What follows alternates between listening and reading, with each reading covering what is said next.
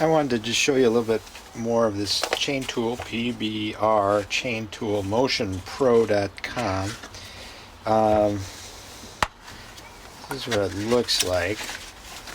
It's a nice kind of billet of, I don't know, steel, and it's got this kind of cool multi tool thing to it here. It's got a nice rare earth magnet on it to kind of stick it to things.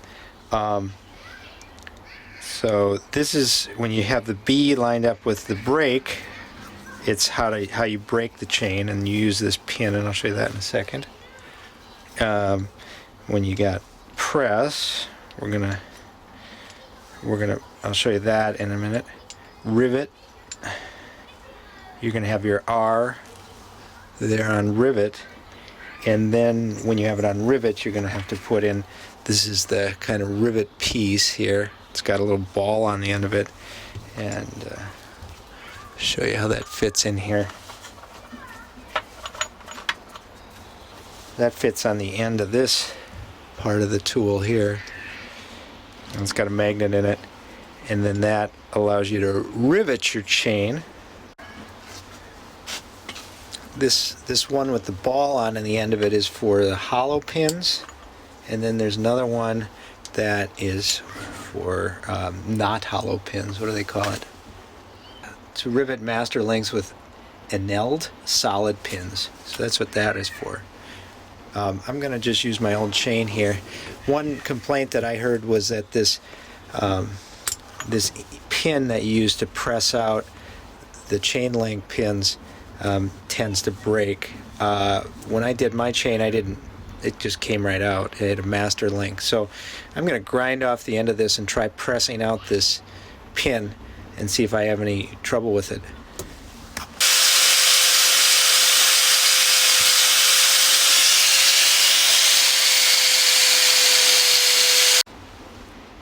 Alright, to break, we're going to use this anvil block, they call it, and put the B next to B right there for break. That fits in there. And we're going to put our chain in there, and I can't really see where the pin is, but I'll find it. I'm going to bring this down.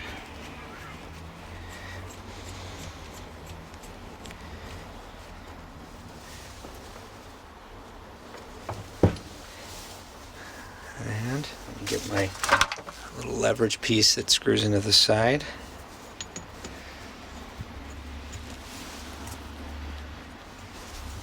And once your bottom bolt is down on there, and then you can turn this top one, 13 millimeter, and see which will break first, the chain or the tool.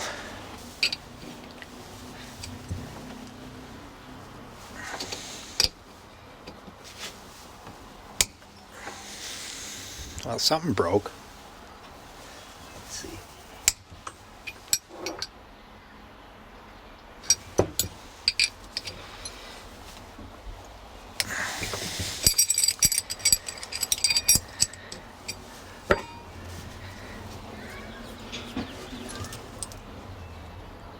Had a dead center in there. Yeah, I think that noise was the chain coming apart. Yeah, not the tool breaking. So that's good.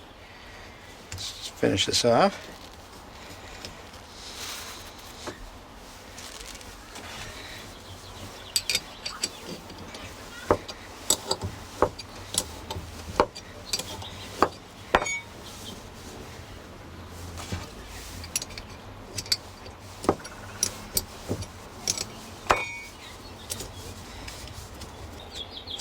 Well, that pin definitely didn't... Oh, it did come out. Here's the pin. Cool.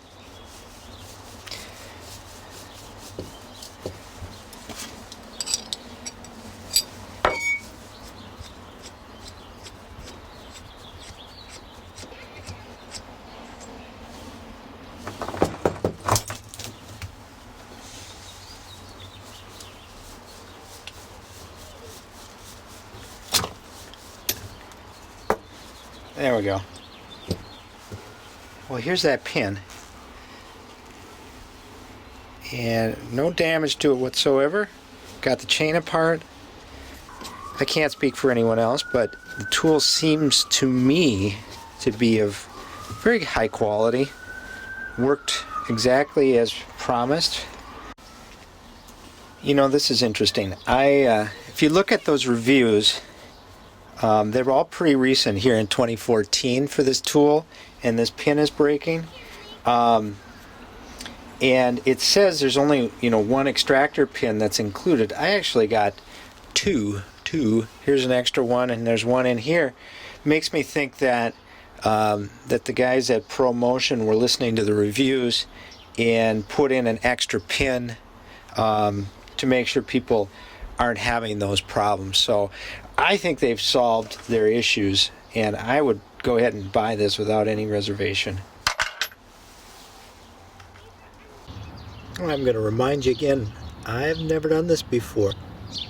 Here's what I'm finding out from the instructions. I'm going to install this pin now, and I need to set up the tool so it looks like this. We've got our anvil, and where it says press, we've got our P, and it just fits into this end here, and it says to apply grease to these pins, and that came with the chain, so I'll grease those up, and then you press it into the chain. Should be pretty straightforward. Lubed up these pins. Alright, and we got our little O-rings.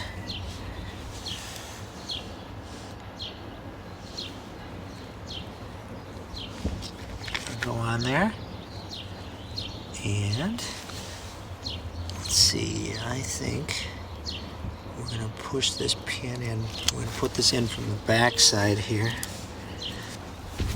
I didn't have to, the chain is the right length, I guess, when it comes out of here. So you have to get your adjustment screws turned all the way back. And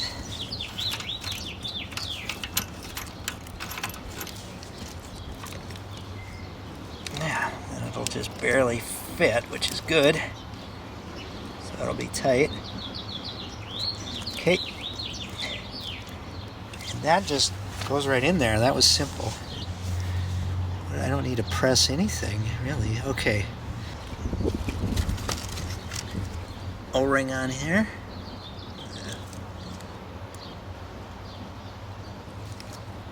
O-ring on this side. Plate on, and it's painted black on one side and it's not on the other side. Well, that's simple. I can just push that on. Not all the way. Okay. Now we're going to use our tool, and what it says is position the side plate between the master link pins and the anvil block and finger tighten the body bolt until the side plate is held firmly in position. These pins are going to go in that indent there. So we're going to just hold that in place. Now we're going to use a 17mm wrench and lightly tighten the body bolt until the side plate is pressed into the master link. Okay. Got my leverage down here now. So I can tighten this. It says, be careful, caution. Be careful to only press the side plate on far enough to allow for proper riveting of the chain. Excessive pressing will cause the chain to bind and damage the O-rings, leading to chain failure. Okay, well, this moves nice and freely now. I think it's on there, so I'm going to take this off, and then we have to rivet it. Okay, to set this tool up for riveting, you're going to want to, where it says rivet, put the R next to rivet. So it's like that. That gives this dimple end for the back. Then this piece is the riveting tool. It's got a little ball on the end. That's going to slip over the end of your bolt here. And then that little ball slips into the end of the chain link right here. You can see I've riveted one. Let's see, some harsh shadows here. You can see how one side, this one, is flared out, and this one isn't. Now, there's all sorts of warnings. Make sure you do it to the proper specifications. Do look, and each chain's different. I couldn't find any specifications for this Volar chain. The videos on YouTube use different tools, and so I think the key is to do it enough, but not too far. And I just kept checking to make sure it wasn't binding up. Can't promise you that it's flared out enough. If you have any comments or rules of thumb or some ideas for the rest of the people watching this video, it'd be a constructive comment if you want to leave that as to how you know when you've done it enough. I'm going to stop there. Now I'm going to do this one. I'll show you how it's done. So you're going to put that around the back, screw this in so that ball goes into the dimple, slowly tighten it up. Keep checking like this to make sure it's not binding up. Kind of squeeze them together here. And when you get far enough, and I'm not going to tell you how far that is because I just don't know, you should look that up yourself, then you're done.